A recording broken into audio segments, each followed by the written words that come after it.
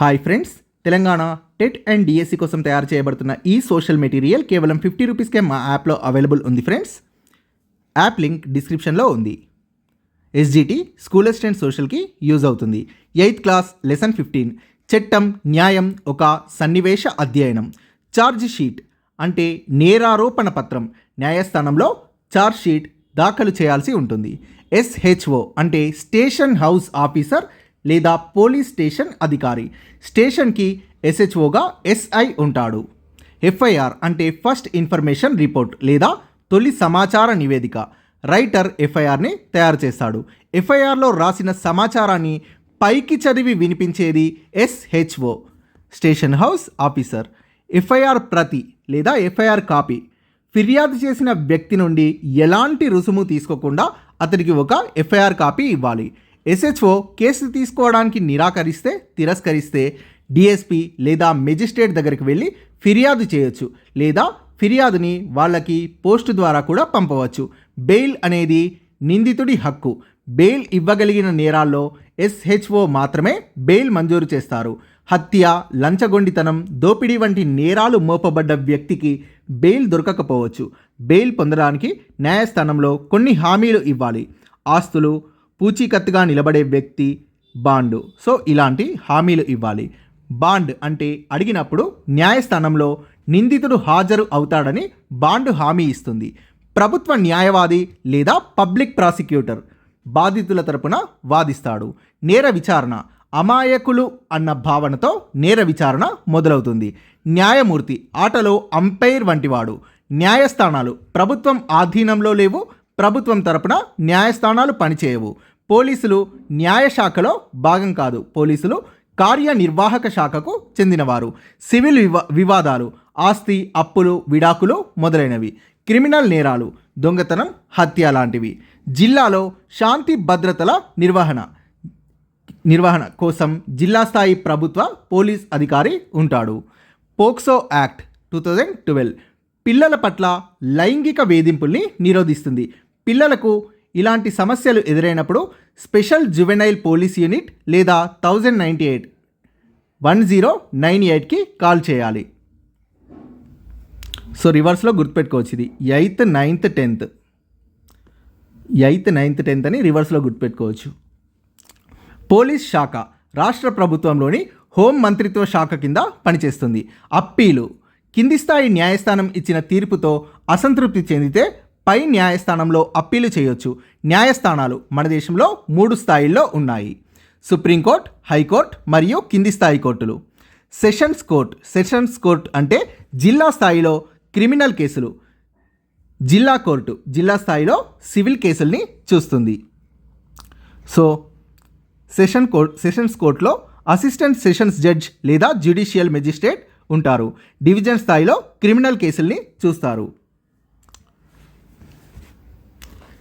జిల్లా స్థాయిలో సివిల్ కేసుల్ని జూనియర్ సివిల్ జడ్జ్ చూస్తారు. డివిజన్ స్థాయిలో సివిల్ కేసుల్ని డివిజన్ స్థాయి కోర్టుల్లో. చట్టాలను తయారు చేసేది ప్రభుత్వాలు అయితే అమలు చేసేది కార్యనిర్వాహక శాఖ. ఫిర్యాదు చేయడం ప్రజలు అన్యాయాలు, భౌతిక దాడులకు గురైనప్పుడు పోలీస్ స్టేషన్లో ఫిర్యాదు చేస్తారు. ఫిర్యాదులో ఉండే వివరాలు పోలీస్ స్టేషన్ అధికారి ఎస్హెచ్ఓని సంబోధిస్తూ ఫిర్యాదు రాయాలి. ఫిర్యాదు వివరాలు నేరం జరిగిన తేదీ, టైం, ప్లేస్, సంఘటన యొక్క వివరణ, నిందితుల పేరు, లింగం, చిరునామా మొదలైనవి. సాక్షుల పేర్లు. విన్నపం నిందితులను చట్టం ప్రకారం శిక్షించమని కోరడం. తెలిసి ఉంటే వర్తించే సెక్షన్ సంఖ్యని సూచించాలి. ఫిర్యాదుదారు సంతకం, చిరునామా, ఇతర వివరాలు ఉండాలి. ఫిర్యాదులో ఇచ్చిన సమాచారం ప్రకారం పోలీస్ స్టేషన్లో రైటర్ నివేదికను తయారు చేస్తాడు. దీన్ని ఫస్ట్ ఇన్ఫర్మేషన్ రిపోర్ట్ లేదా తొలి సమాచార నివేదిక అంటారు. పోలీస్ స్టేషన్ అధికారిని స్టేషన్ హౌస్ ఆఫీసర్ అంటారు.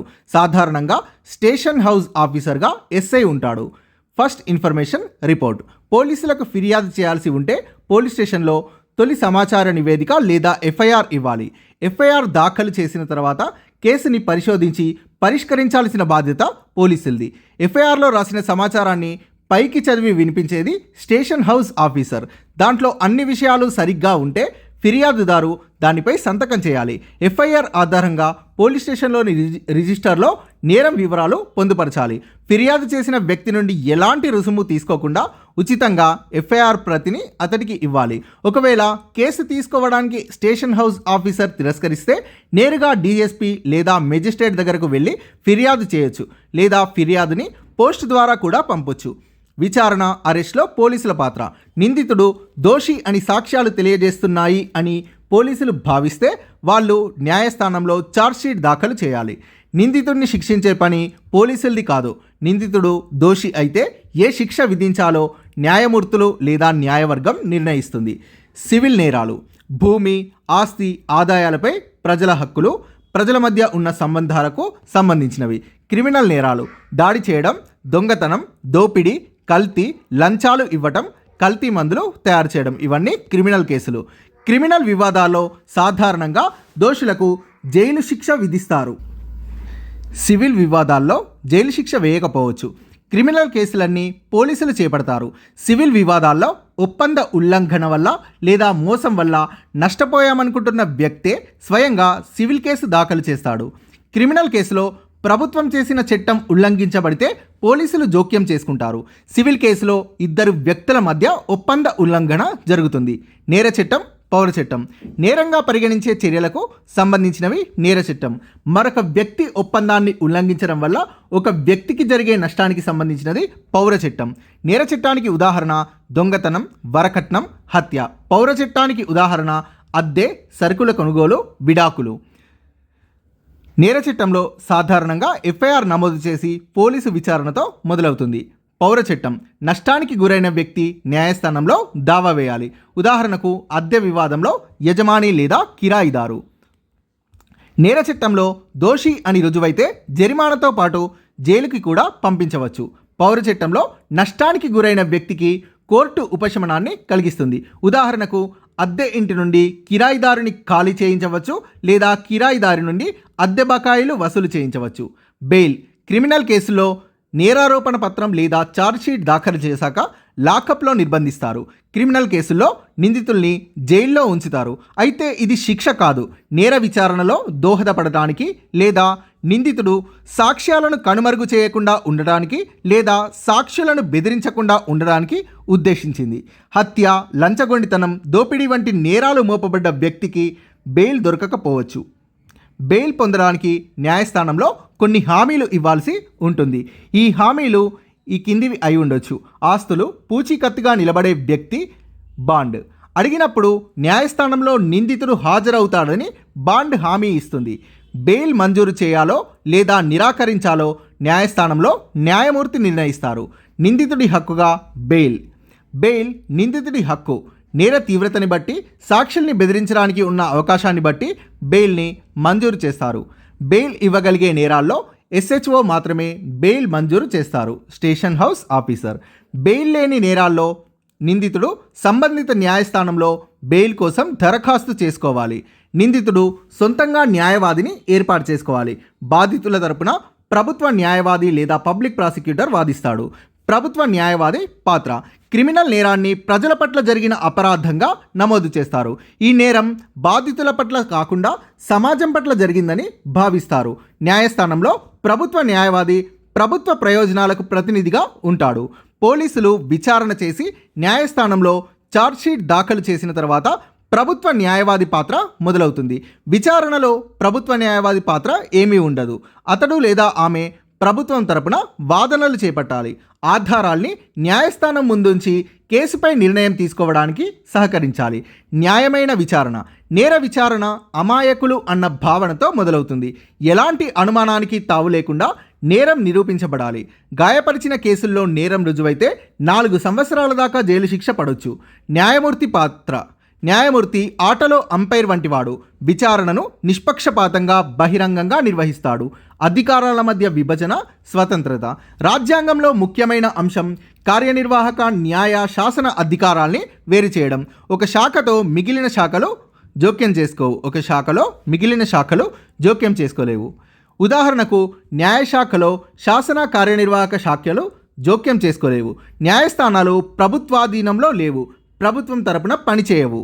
పోలీసులు కూడా న్యాయశాఖలో భాగం కాదు, కార్యనిర్వాహక శాఖకు చెందినవారు. జిల్లా స్థాయిలో కలెక్టర్ మాదిరిగా శాంతి భద్రతల నిర్వహణకు జిల్లా స్థాయి ప్రభుత్వ పోలీస్ అధికారి ఉంటాడు. రాష్ట్ర ప్రభుత్వంలోని హోం మంత్రిత్వ శాఖ కింద పోలీస్ శాఖ పనిచేస్తుంది. అప్పీల్ విధానం: కింది స్థాయి న్యాయస్థానం ఇచ్చిన తీర్పుతో అసంతృప్తి చెందితే పై న్యాయస్థానంలో అప్పీల్ చేయొచ్చు. మన దేశంలో 3 స్థాయిల్లో న్యాయస్థానాలు ఉన్నాయి. కింది స్థాయిల్లో అనేక న్యాయస్థానాలు ఉన్నాయి. చాలామంది ప్రజలు ఆశ్రయించే న్యాయస్థానాల్ని సబార్డినేట్ లేదా జిల్లా న్యాయస్థానాలు అంటారు. ఇవి సాధారణంగా జిల్లా లేదా డివిజనల్ స్థాయిలో లేదా పట్టణాల్లో ఉంటాయి. ఇవి అనేక రకాలైన కేసుల్ని విచారిస్తాయి. సబార్డినేట్ లేదా జిల్లా న్యాయస్థానాలు చాలామంది ప్రజలు ఆశ్రయించే న్యాయస్థానాలు. ఇవి సాధారణంగా జిల్లా లేదా డివిజనల్ స్థాయిల్లో లేదా పట్టణాల్లో ఉంటాయి. ఇవి అనేక రకాల కేసుల్ని విచారిస్తాయి. హైకోర్టు: ప్రతి రాష్ట్రంలో ఆ రాష్ట్రానికి అత్యున్నతమైన హైకోర్టు ఉంటుంది. సుప్రీంకోర్టు దేశంలో అత్యున్నతమైన న్యాయస్థానం న్యూఢిల్లీలో ఉంది. దీనికి అధిపతి భారత ప్రధాన న్యాయమూర్తి. ప్రతి రాష్ట్రంలో ఆ రాష్ట్రానికి అత్యున్నత హైకోర్టు ఉంటుంది. So same points. సుప్రీంకోర్టు తీసుకునే నిర్ణయాల్ని భారతదేశంలోని మిగిలిన అన్ని కోర్టులు కట్టుబడి ఉండాలి. సెషన్స్ కోర్టులో అప్పీలు: ఇది జిల్లా స్థాయిలో క్రిమినల్ న్యాయస్థానం. ఇక్కడ మిగిలిన విచారణ మొత్తం కూడా దస్త్రం ఆధారంగా జరుగుతుంది. సాక్షులు హాజరు కావాల్సిన అవసరం లేదు. జ్యుడిషియల్ మెజిస్ట్రేట్ ఇచ్చిన తీర్పుని సెషన్స్ కోర్టు నిలుపుదల చేయవచ్చు. హైకోర్టు రాష్ట్రంలోని అత్యున్నత స్థాయి న్యాయస్థానం. సెషన్స్ కోర్టు తీర్పుతో అసంతృప్తి చెందితే రాష్ట్ర స్థాయిలోని హైకోర్టులో అప్పీల్ చేయొచ్చు. నిందితుల్ని సాక్షుల్ని హైకోర్టు పిలవదు. కేసుకి సంబంధించిన దస్త్రం ఆధారంగా హైకోర్టు నిర్ణయాలు తీసుకుంటుంది. బాలలపై లైంగిక వేధింపుల నిరోధక చట్టం 2012, పోక్సో యాక్ట్ 2012. భారత ప్రభుత్వం పిల్లల ఆసక్తుల్ని భద్రతని పరిరక్షించడానికి చేసిన ఒక ప్రత్యేక చట్టం పోక్సో యాక్ట్ 2012. ఈ చట్టం పిల్లల పట్ల లైంగిక వేధింపుల్ని నిరోధిస్తుంది. పిల్లలకు ఇలాంటి సమస్యలు ఎదురైతే తల్లిదండ్రులు, పోషకులు పోలీసులకు అంటే స్పెషల్ జువెనైల్ పోలీస్ యూనిట్కి లేదా 1098కి కాల్ చేయాలి. ప్రత్యేక బాల నేరస్తుల పోలీస్ విభాగం ప్రతి జిల్లాలో ఉంటుంది. ప్రత్యేక కోర్టులు ఈ సమస్య పరిష్కారానికై నియామకమైన న్యాయమూర్తులు బాధిత బాలల వాంగ్మూలానికి అధిక ప్రాధాన్యతని ఇస్తారు. Thank you friends. Please subscribe this channel.